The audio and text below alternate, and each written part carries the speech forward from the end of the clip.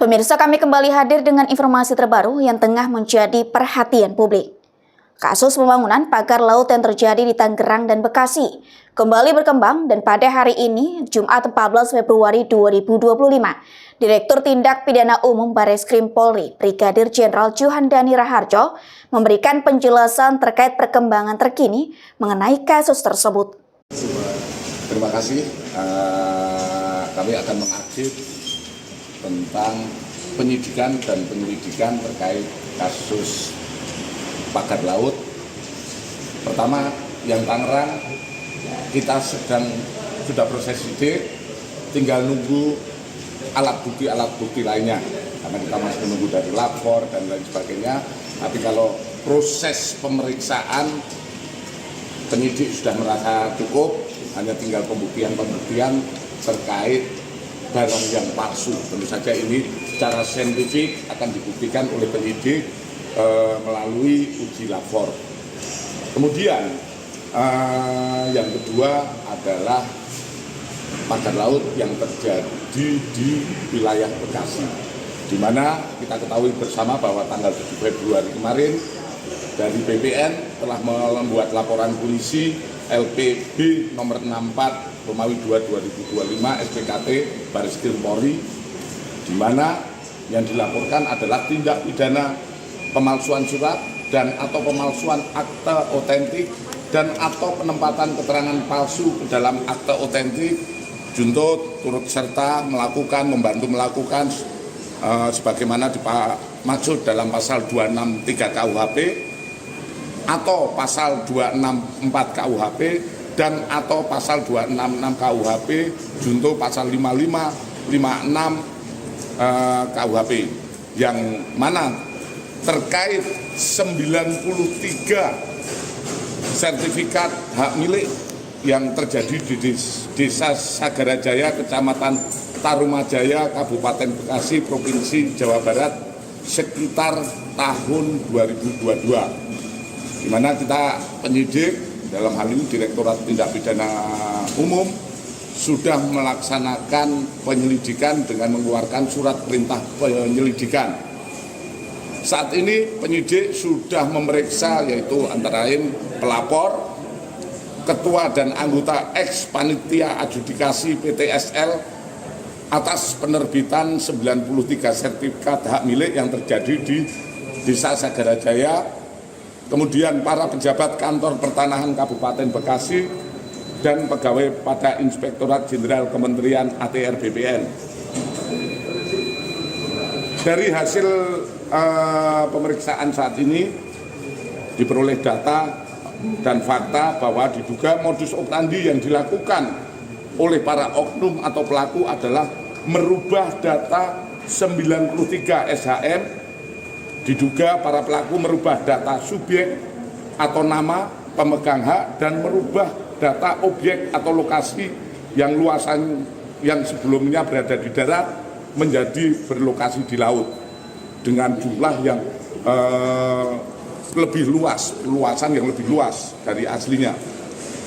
Kalau kita melihat dari apa yang kita laksanakan penyidikan terkait di Kohot dengan di Bekasi, itu ada perbedaan, yaitu jika pada kasus Kohot kita melihat bahwa pemalsuan dokumen dilakukan pada saat sebelum atau saat proses penerbitan sertifikat. Sedangkan yang terjadi di Bekasi adalah pemalsuan dilakukan pasca terbit sertifikat asli atas nama pemegang hak yang sah, kemudian dirubah sedemikian rupa menjadi nama pemegang hak yang baru yang tidak sah. Berikut perubahan data luasan dan lokasi objek sertifikat, kemudian dirubah dengan alasan revisi, di mana dimasukkan baik itu perubahan ordinat dan nama, sehingga ada pergeseran tempat dari yang tadinya di darat bergeser ke laut dengan luasan yang lebih luas. Itu yang pertama. Kemudian dari hasil ini juga dalam proses penyelidikan terkait LP ini, penyidik juga mendapatkan sementara akan kita dalami, yaitu ada perbuatan lain di desa yang lain, yaitu di Desa Urip Jaya, di mana Desa Urip Jaya dan Segara Jaya itu berdekatan dalam satu kecamatan. Di situ juga muncul dan saat ini kita temukan, baru kemarin kita temukan, saat ini tim sedang turun mengecek sejauh mana, karena itu berkaitan yang sementara kita praduga tak bersalah itu terkait dengan PT Mega Agung Nusantara. Ini yang kemudian kita dalami. Kalau kaitan dengan Segara Jaya, ini kita masih tidak ada kaitannya dengan PT itu. Dalam proses penyelidikan, penyidik mendapatkan di luar LP ini. Jadi begitu kita dapatkan, kita akan terus mengembangkan. Sementara itu hasil hari ini, kemudian proses ini juga tidak lanjut. Penyidik dalam waktu dekat juga akan menggelarkan untuk lebih lanjut apakah perkara ini bisa dilanjutkan ke penyidikan atau tidak. Tapi tentu saja ini juga akan lebih lanjut setelah data-data ataupun bahan penyelidikan kita terkumpul semua. Mungkin itu. Sudah diperiksa. Ya. Kami gini, tadi saya sampaikan, untuk proses yang di Pohot saat ini kita sudah memeriksa semua, tinggal kita memformilkan terkait hasil uji lapor. Jadi kita sudah nggak ada pemeriksaan lagi, mungkin ya, kalau ada ya tambahan-tambahan sedikit. Pada prinsipnya kita akan menguji apakah di lapor, nanti hasil lapor inilah nanti jadi bahan gelar. Tinggal itu saja.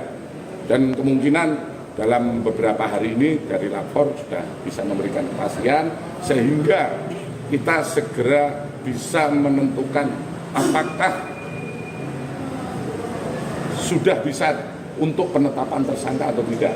Itu juga tidak akan berhenti situ aja, karena kita masih berawal dari proses kasus pemalsuan. Kita belum melangkah ke hal-hal lain, yaitu seperti yang turut serta membantu dan lain sebagainya. Kita mulai dari ujung dulu.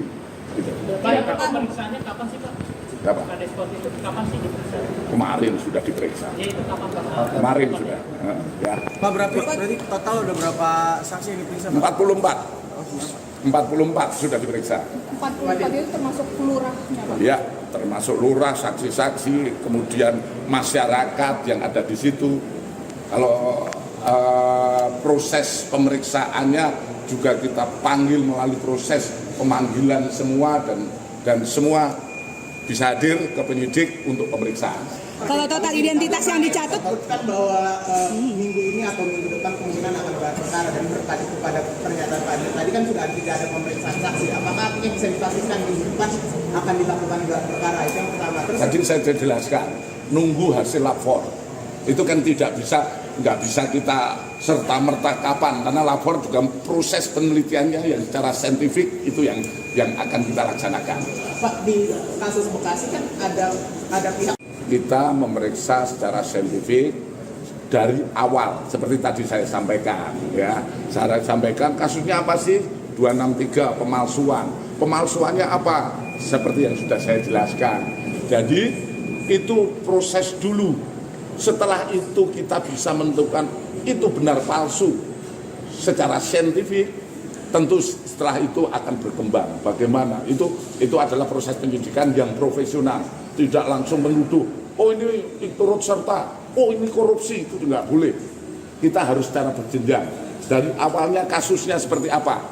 Memang kalau ini mungkin juga menjadi perhatian ataupun pembelajaran bagi masyarakat bahwa proses itu tidak serta-merta. Ya, proses hukum tidak serta-merta mengatakan itu korupsi, itu pemalsuan, itu turut serta, itu terlibat. Tidak bisa. Kita harus melihat secara profesional, dibuktikan dulu apakah itu palsu tidak. Oh itu palsu, siapa yang memalsukan? Dilengkapi dengan alat bukti. Oh ini perannya siapa yang itulah proses penyidikan yang profesional, dan kami penyidik dari Barreskrim tentu saja akan selalu terus transparan dalam proses penyidikan. Tapi suspek Terkait diduga Kadis pelaku Kohot ini, pemalsuan apakah ada upaya pencekalan Pak karena dikhawatirkan dia melarikan diri atau seperti apa Pak? Kadis Kohot. Bentar, untuk proses pencekalan harus tersangka ya? Enggak juga sih. Saksi bukannya bisa dicekal juga ya Pak? Coba lihat ya. Pak, kemarin Pak Ars itu sempat membantah lah kalau misalnya dia tidak melakukan, tapi ada pihak ketiga Pak, misalnya S. Tapi dari pemeriksaan penyidik ada nggak sih keterlibatan S ini yang mungkin sudah Bapak periksa gitu? Siapa Siapa? Kata kadisnya, kata si Ars ini bilangnya dia tidak jangan. melakukan. Tapi Ya kalau perkara dia menyampaikan di media atau menyampaikan ke luar itu bukan sebuah penilaian bagi kami. Yang kami uji adalah saat pemeriksaan, dan saat pemeriksaan keterangan-keterangan yang disampaikan baik itu menyangkal dan lain sebagainya itu kami persilahkan. Pada prinsipnya keterangan saksi nanti akan kami uji dalam proses-proses gelar maupun pembuktian lainnya. Ya. Biar total, Oke. Kadis Kohot ini masih terpantau masih Pak. total identitas, Pak Dir, total identitas yang dicatat.